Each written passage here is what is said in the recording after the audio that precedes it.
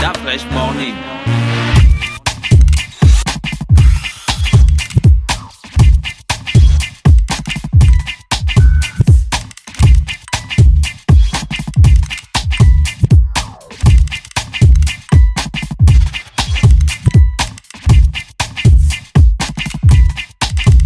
UrbanFM.fm. Du 31 mai au 1er juillet 2017, Sismart Sports organise le tournoi de football inter-arrondissement dénommé le Clash. Un tournoi qui réunit les arrondissements des 3 communes de Libreville, 2 équipes par arrondissement dans la commune de Libreville et 3 équipes par arrondissement dans les communes voisines d'Ovendo et d'Akanda. Lieu des matchs, stade de l'INJS, annexe du stade de l'Amitié, stade de Nzengayon et stade FC 105. Pour plus d'informations, www.sismartsports.com. Les inscriptions se font dans les mairies de chaque arrondissement. Infoline 06 32 48 27 07 04 27 45. Un événement sportif en partenariat avec ANAF, OLAM, Anagesque, Urban FM 104.5 et Quorum Service. Venez nombreux au Clash. Le ministère de la Jeunesse et des Sports et l'association Yori organisent la première édition du Libreville Fitness Tour sous le thème « La femme au cœur du développement par le sport ». Le Libreville Fitness Tour, c'est une caravane sportive exclusivement dédiée aux femmes. Le Libreville Fitness Tour, c'est 3 communes, Libreville, Ovendo et Akanda. 4 sites et 5000 femmes à former. Vous êtes une femme âgée de 15 ans et plus, vous désirez apprendre les bases des exercices sportifs, rejoignez notre caravane en vous inscrivant pour le Libreville Fitness Tour à partir du jeudi 11 mai 2017. Droit de participation unique pour les 4 étapes. 2500 francs CFA, 4 sites, 4 dates à partir de 8h. Samedi 3 juin à la tribune officielle du bord de mer. Samedi 10 juin sur le parking de la gare d'Ovendo. Samedi 17 juin au stade de Nzengayon. Et samedi 24 juin au stade d'Angonje. Libreville Fitness Tour, c'est aussi des conseils de spécialistes de la nutrition et des coachs sportifs spécialisés. Au programme des exercices, abdos fessiers, zumba, maintien sculpte, stretching, point d'inscription, City Sport, GNC Cadeau, PMUG, Infoline 06 97 84 27 07 26 05 09. Libreville Fitness Tour, un événement du ministère de la Jeunesse et des Sports en collaboration avec l'association Yori. Sponsor officiel, Anza. Partenaire média, Urban FM 104.5. Sponsor, PMUG, Olam, WeFly et Spayacine.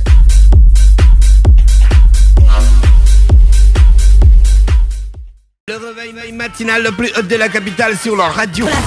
Vous êtes sur les 104.5 Urban FM, la station urbaine, et vous écoutez le Da Fresh Morning, le réveil matinal le plus haut de la capitale sur la radio. La plus haute de la capitale, je vous l'ai dit, ce matin, on reçoit Madame Sidonie Flore-Oé, qui est commissaire générale à la loi. Voilà, commissaire général adjoint à la loi. Madame Sidonie, c'est quoi le travail du commissaire général à la loi, en général d'abord, avant qu'il ne soit adjoint? Le commissaire général à la loi est un magistrat qui exerce près la cour d'appel administrative. Son travail, c'est naturellement le travail qui est commencé au tribunal administratif, qui consiste à connaître des contentieux, des litiges qui opposent l'administration aux citoyens ou aux agents publics de l'État. Ah, d'accord. Voilà, donc une fois que la décision, le tribunal administratif est saisi, par exemple, on va prendre le cas basique d'un terrain querellé. Quelqu'un dit, bon, je suis propriétaire de ce terrain, l'autre dira non, j'ai eu de l'administration un titre foncier ou d'autres documents. Et la querelle va être portée donc devant le tribunal administratif. Il va mettre en présence celui qui prétend que l'administration a pris une décision irrationnelle ou illégale. Oui. Et l'administration qui devra prouver que la procédure a été régulièrement suivie. Donc, le tribunal administratif saisi de ce cas-là va rendre une décision de justice, un jugement, et lorsque l'une des parties ne sera pas d'accord de la décision qui sera rendue, la décision sera choquée d'appel. D'accord, c'est ça l'expression, hein? Entre autres, va être relevé d'appel, la personne va faire appel, et une fois que la personne fait appel, ça va devant la cour d'appel administrative où il y a également 2 organes qui s'intéressent. Il y a d'une part le siège, donc représenté par le premier président de la cour d'appel, et de l'autre côté, les représentants du ministère public, comme quand le ministère public me colle à la peau. Ah, d'accord. Donc, les représentants du ministère public, effectivement, vont regarder si la loi a été appliquée, va d'abord lire la décision qui a été rendue par le tribunal, va regarder si sur la forme, la procédure a été suivie, si les délais d'appel ont été respectés, si ensuite la loi a été appliquée, si et seulement si la décision du tribunal est constante et accueille l'analyse des magistrats de la cour d'appel, notamment du commissariat général. C'est quoi le ministère public? C'est un ministère du public? Non, le ministère public est une appellation de tous les magistrats, d'accord, qui représentent, si vous voulez, de façon imagée, l'État dans la justice. D'accord, c'est-à-dire? D'accord. C'est-à-dire que je vous en parlerai avec beaucoup d'aisance en ce qui concerne le judiciaire, parce que dans le nouvel ordre où j'exerce présentement, je suis en plein apprentissage. En revanche, au niveau du judiciaire, le ministère public, ce sont ces magistrats qui, au quotidien, veillent au maintien de l'ordre public. C'est-à-dire que la loi est érigée de sorte, les lois sont érigées de sorte qu'il y règne une harmonisation dans le comportement des gens, dans les rapports entre les populations vivant dans une sphère donnée, dans un territoire déterminé. Et la violation de cette harmonisation, donc de la loi qui représente l'ordre public, l'ordre établi, la violation donc d'une de ces dispositions, donc de la loi, fait réagir le ministère public qui est le gardien du maintien de cet ordre. D'accord. D'accord. Donc c'est le travail que vous faisiez quand vous étiez procureur. Par exemple, dans le cas d'un vol, si on vole le portable de monsieur Didier Dafrèche, je prononce bien, j'espère. Oui, madame. Si on vous vole votre portable, le voleur aura causé un préjudice à monsieur Didier du fait de la soustraction du patrimoine de monsieur Didier de son portable. D'accord. Et aura causé également un préjudice à l'État parce qu'il a violé la loi qui prévoit qu'il ne faut pas voler. Donc là, il se trouve en présence de deux personnes qui vont en fait traîner devant les juges qui doivent rendre la décision. D'une part, il y a monsieur Dafrèche qui va demander le remboursement de son téléphone ou alors le paiement de son téléphone avec des dommages et intérêts, si possible.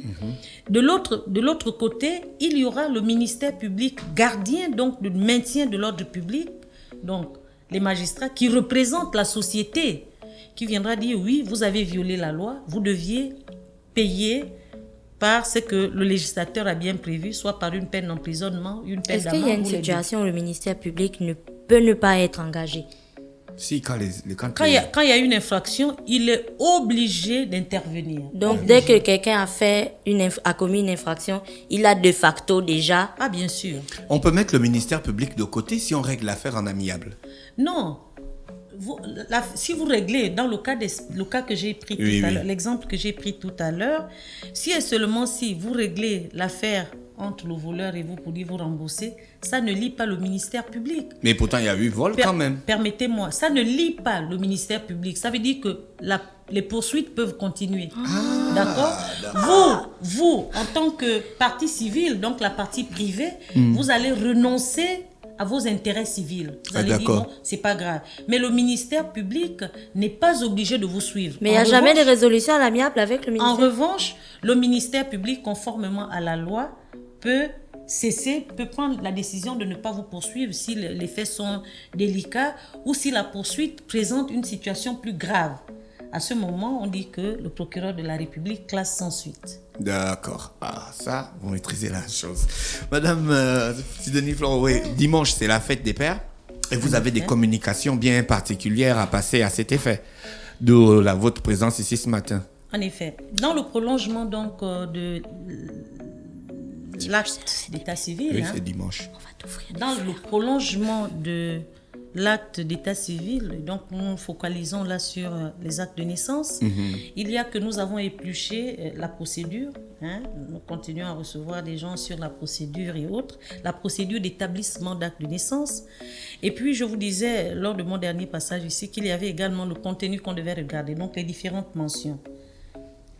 en plus de la mention relative à la déclaration de naissance qui doit se faire dans des délais prévus par la loi, il y a une mention quand même assez importante qui concerne les papas, leur engagement, la création de la filiation entre cet enfant qui vient de naître et le papa non marié. C'est la reconnaissance de paternité. Donc, à l'occasion de la fête des pères, nous voudrions également rendre un hommage mérité à ces papas, à tous les papas qui voudront bien, ou à toutes les mamans qui voudraient faire honneur à leur papa. Nous voudrions donc, autour d'un déjeuner, discuter de la question de la reconnaissance de paternité. Donc, qui est dans l'acte de naissance et qui porte sur la mention 5, qui n'est souvent pas remplie. Oui. Vous nous avez montré ça la dernière fois. Oui. Vous avez dit le papa, excuse-moi, vous avez dit le papa non marié. Oui. C'est-à-dire si un homme marié fait un enfant avec une fille qui n'est pas mariée. Il n'est pas marié à cette fille. Il est marié à quelqu'un d'autre. Ah, non marié à la personne. D'accord. C'est-à-dire que lorsqu'un couple marié fait un enfant, le problème ne se pose pas dès lors qu'il y a une présomption de ce que c'est le père, c'est lui le père de l'enfant. La présomption de paternité. Et le mariage couvre, si vous voulez, offre cette nappe, couvre l'enfant, d'accord, de ce que son père soit le père, le mari de sa mère. On appelle ça en droit la présomption irréfragable de paternité. D'accord. Même si l'exemple le plus troublant, c'est que vous êtes marié, vous allez en guerre, et puis derrière, votre femme tombe enceinte, je ne sais pas, je suppose qu'elle commet l'adultère, mais enfin, et elle met au monde un enfant. Mais vous le êtes père noir. de cet enfant... Enfin, votre femme est noire, vous allez en guerre, le père vous de revenez, cet votre enfant est enfant, métis. c'est le mari légal de la mère. De la mère. Le père de l'enfant, c'est le mari de la mère. C'est le mari de la mère. Dans la situation... Est-ce qu'il peut refuser? Non. Oui, il peut refuser. Oui, il peut refuser. À ce moment, il fait un recours en contestation de paternité au niveau du tribunal. Tu vas à la guerre, tu es noir, ta femme est noire, tu reviens là, un bébé, il est métis. Les balles, la distance a blanchi l'arrière. La distance a blanchi l'enfant. Tu ne vas pas accepter. Tu vois, l'enfant est noir parce que tu es là tout le temps, tu es prêt. Ouais, mais quand tu es un peu loin, la couleur disparaît, tu vois le truc. C'est tout. Moi, je voulais savoir, quand des étudiants font un enfant, qui est le propriétaire de l'enfant, selon la loi? Propriétaire. Oui. Mais la loi est claire. Qui a plus de droits sur l'enfant que... Je perçois, non. Non. Qui a plus de droits? Les parents de l'enfant a ses droits d'ailleurs. Hein. D'accord. Il faut le relever. Il y a l'enfant qui a ses droits fondamentalement. Et puis il y a que... l'enfant appartient à ces deux-là qui l'ont mis au monde, c'est-à-dire au père et à la mère de l'enfant qui ont eu un commerce sexuel et qui ont mis au monde, dont la femme a mis au monde cet enfant. L'enfant n'appartient pas aux grands-parents, hein, ça c'est clair, net et précis. Donc la loi prévoit à cet effet que l'enfant appartient et au père et à la mère qui ont... conçu et puis mis au Mais monde. souvent il y a des problèmes, la mère veut garder l'enfant, le papa veut garder l'enfant et puis ça se discute. Quand ils vont au tribunal, qui va gagner? Tout est réglementé. En principe, le code civil prévoit que jusqu'à l'âge de 6 ans, c'est la maman qui a la garde de l'enfant. Jusqu'à l'âge de 6 ans. À moins que la maman présente une situation telle qu'elle soit incapable ou dans l'incapacité de garder l'enfant, à ce moment, le père peut en faire la demande, c'est-à-dire la demande de la garde juridique. Cela dit, pendant les 6 ans où la loi permet à la mère d'avoir la garde juridique de l'enfant, il y a que le père a un droit de visite, hein, que la mère ne doit pas lui refuser. Un droit de visite qui s'étale sur... 1 semaine sur 2. Donc une mère n'a pas le droit de refuser le droit de visite au père de l'enfant. Si cela est fait, le père est tout à fait en droit de saisir le tribunal, le président du tribunal, pour demander donc le droit de visite. D'accord. Madame Sidonie, comment se passe la procédure de reconnaissance en paternité? Bon, notre législateur a prévu que la reconnaissance se fasse après la naissance. Mais dans d'autres pays, elle peut se faire avant la naissance, pendant la naissance et après la naissance. Mais chez nous, c'est au moment de la déclaration ou après, au moment de la déclaration de naissance auprès des officiers d'état civil ou alors après la déclaration, après que l'acte de naissance ait été établi. Je voudrais souligner, parce que c'est là où souvent on se trompe, que le fait pour un papa non marié à la mère de cet enfant né mettre son nom sur l'acte de naissance n'entraîne pas la reconnaissance systématiquement. D'accord. D'accord? C'est un déclarant, il déclare être le père. Mais il faudrait encore qu'il mentionne, il écrive sur la mention 5 être formellement le père de cet enfant. D'accord? Et là, c'est la reconnaissance de paternité. Ça se fait au moment donc de la déclaration de naissance auprès des autorités compétentes, notamment auprès des maires ou des préfets. Mais si cette reconnaissance n'a pas été faite à ce moment-là, eh bien, l'article 176 du Code civil, déroule un tout petit peu la procédure. C'est-à-dire qu'il faudrait que l'intéressé qui voudrait reconnaître cet enfant, d'accord, en face, se rapproche d'un officier public, notamment un huissier ou un notaire, pour que la transcription se fasse en marge de l'acte. D'accord? Et puis, l'officier ministériel, on les appelle, hein, les officiers ministériels, donc les huissiers, les notaires, les avocats qu'on n'a pas ici, s'obligent maintenant à aller chez l'officier d'état civil pour la transcription donc, de cette reconnaissance de paternité. D'accord. Donc, ça va être 2 documents différents. Ce ne sera plus contenu sur l'acte de naissance, mais ce sera un document annexe. C'est écrit en marge. Comme nos actes de naissance parfois disparaissent un peu là-bas, mais bon, c'est en marge de l'acte de naissance. C'est-à-dire, on peut mettre ça au dos, mais il faudrait acter ça. Cette volonté de vouloir reconnaître l'enfant doit être actée. Quel est l'intérêt de le faire après? Disons que si un papa ne l'a pas fait quand l'enfant est né, il peut se dire que c'est pas grave. Quel est l'intérêt de le faire après? Ce n'est pas grave, serait, dans notre contexte gabonais, serait quand même un tout petit peu difficile parce que cette reconnaissance a des effets juridiques. Oui. D'accord? L'effet juridique, c'est la création de la filiation juridique entre l'enfant et le père. D'accord? Cette filiation fait de vous un héritier lorsque vous êtes reconnu par le père. Si vous n'êtes pas reconnu par le père, à ce moment, vous n'aurez droit qu'aux simples aliments, un petit entretien, mais vous n'allez jamais hériter en pleine propriété. Mais autrement dit, pour être vraiment simple, pour que je sois comprise par ceux qui nous écoutent, vous ne pouvez pas hériter en pleine propriété, c'est-à-dire que vous ne pouvez pas, par exemple, bénéficier des biens, d'accord, de votre père. Il a laissé une maison, vous allez prendre cette maison. On ne pourra que vous nourrir comme si lui-même vous apportait une petite pension. Mais si les autres se partagent le gain, on va dire, hein, le patrimoine, les éléments, les biens du patrimoine, vous ne serez pas appelé. Si on parle en termes d'héritage, bon, si votre père il ne vous a pas reconnu, mais il s'avère qu'il ait laissé un testament dont vous êtes justement l'héritier, enfin, dont vous jouissez de tous les biens dans ce testament, est-ce que... ça peut être contesté. Ah non, ça ne peut pas être contesté, hein, d'autant que le testament, c'est le prolongement hein, de la volonté du défunt, d'accord? Mais sans être enfant de ce monsieur, enfin du défunt, le défunt peut décider, à la suite d'un testament déposé à la minute d'un notaire, qu'un voisin soit bénéficiaire. Hein. Personne ne peut contester. Donc vous comprenez que le problème ne se pose pas lorsqu'il y a un testament. Or, chez nous, les gens ont souvent la flemme d'aller faire des testaments, alors que c'est la voie, je pense, royale et la voie simple. Dites à un monsieur que mais il faudrait penser à faire le testament. Il va dire, mais enfin, tu veux de ma mort maintenant? Elle veut me tuer, oui. Ce que je voulais demander comme question, est-ce que la reconnaissance de paternité implique la paternité biologique?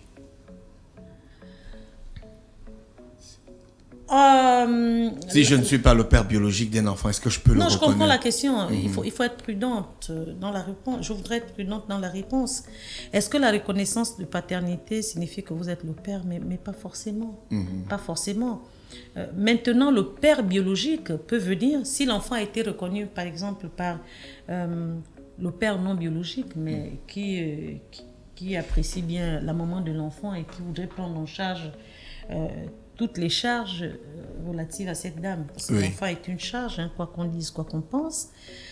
Il peut reconnaître cet enfant sans être le père. D'accord. Maintenant, si le père biologique arrive, il va en contestation de paternité au tribunal et l'autre va renoncer, donc va faire un acte de rénonciation de paternité au profit du père qui voudrait reconnaître son enfant.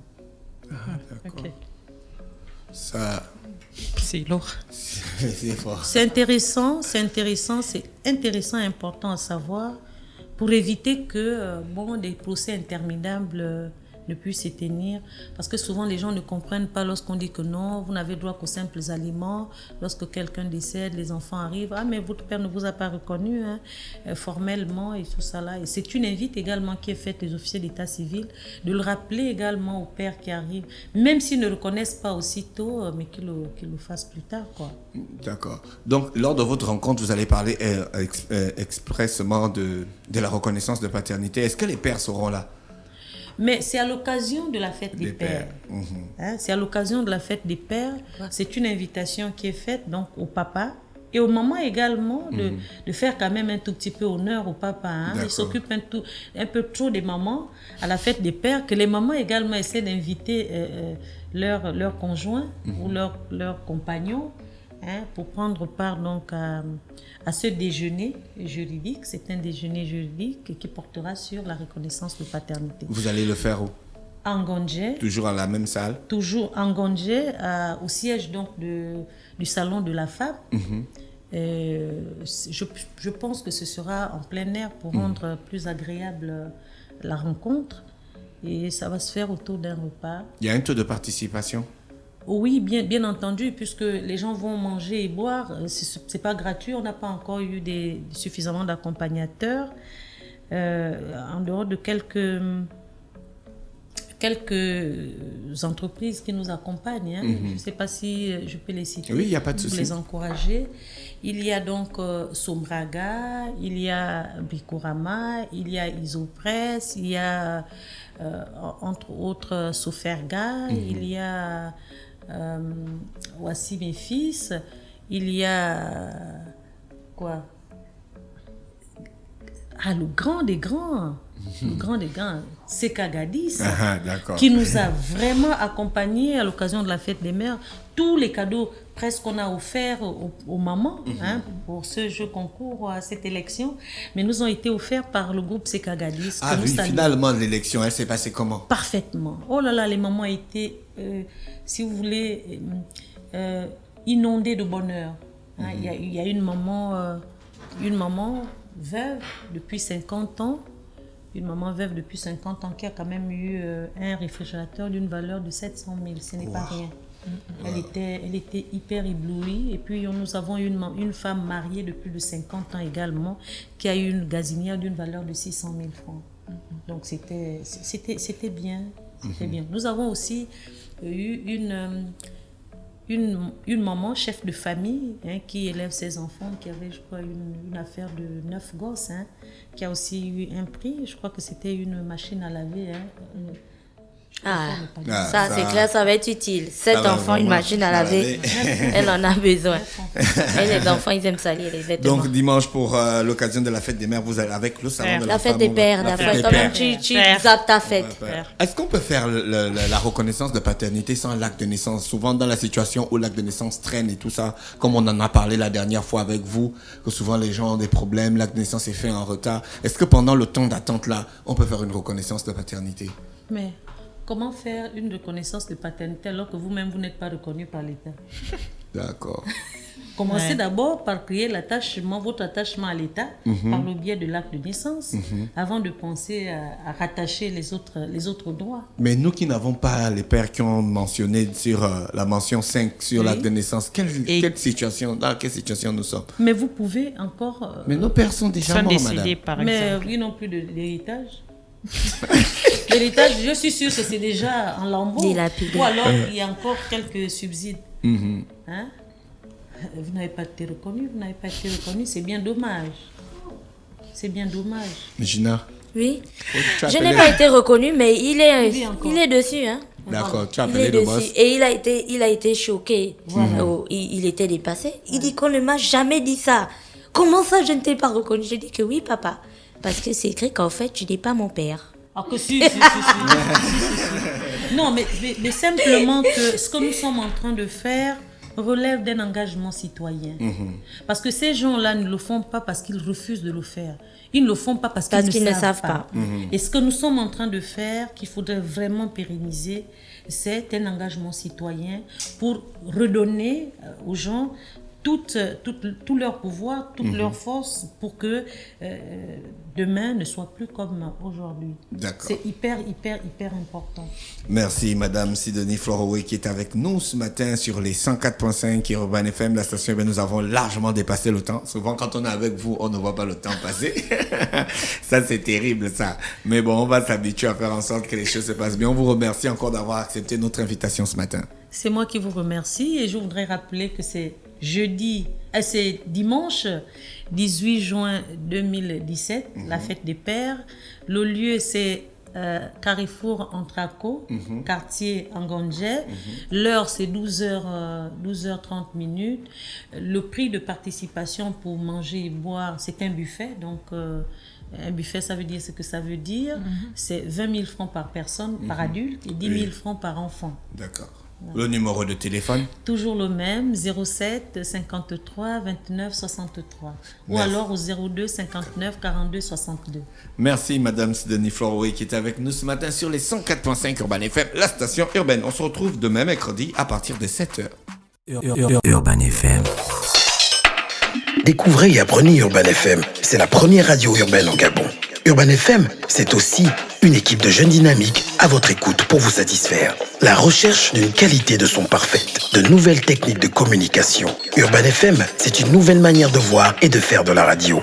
Grâce à Urban FM, vous n'écouterez plus la radio de la même façon. Entrez dans l'univers Urban FM 104.5, la station urbaine. 104.5, 104.5, 104.5. Urban FM, Urban FM. Urban FM. Fresh morning.